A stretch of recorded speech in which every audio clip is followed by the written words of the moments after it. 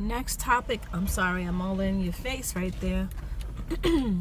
Next topic up for discussion, one that I really care about, not that I don't care about the other ones. Turn right onto Dorchester Avenue. One that means everything to me is black man and black woman relations. So on the Dr. Umar video, so many black men were upset with me, and when I look at the analytics, I see that my page is visited by about 78% black men, about 13% Continue on black Dorchester women, Avenue for a half mile. and the rest were miscellaneous. So the You will arrive at attacks, 5 p.m. the attacks were serious. I mean, I got called a coon. I got called a European. I got called a just everything you could think of. But the one thing that bothered me the most was being called a feminist. Well, next to being called European, that's the first one that really gets my going. And I realized I couldn't take any of that stuff personally because those people don't know me. I am a strong defender of black people, both men and women. I don't tolerate the bashing of black women, and I do not tolerate the bashing of black men. I am here for us. One dude said that the black woman is the black man's greatest adversary. He didn't use those exact words, but that was absolutely crazy to me. We are your biggest supporters and your biggest fans. I mean, through all that we've all gone through, we have been here, we have remained here. Having said that, that doesn't mean that when I see a bad black man, I'm not gonna say, hey, that's a bad black man. Same for a black woman. If I see a bad black woman, I'm gonna say this person is not good for the collective. We have to put our personal feelings aside and do what we have to do for the betterment of our race. That's how I see things anyway. So I digressed all over the place just then.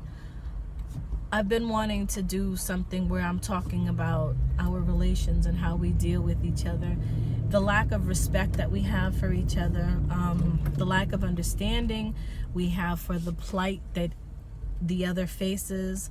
There's just so much to cover. We undervalue each other. We don't understand each other. We don't communicate well with each other. And it's a serious issue. In this day of awakening, or the conscious community, there's so many single black men and women, and I'm trying to understand how that is, still a huge issue. People want to be in relationships and they want to have be building solid foundations, but everybody's still single. I am not a religious person. I really don't respect religion. I do try to steer clear of the conversation nowadays. I used to bang on it hard, but I would rather focus more on our commonalities than our differences. But one thing about the Nation of Islam... Turn right onto Savin Hill Avenue. Pardon the GPS. I'm multitasking. One thing I respect about the Nation of Islam is their successful track record of putting black families together.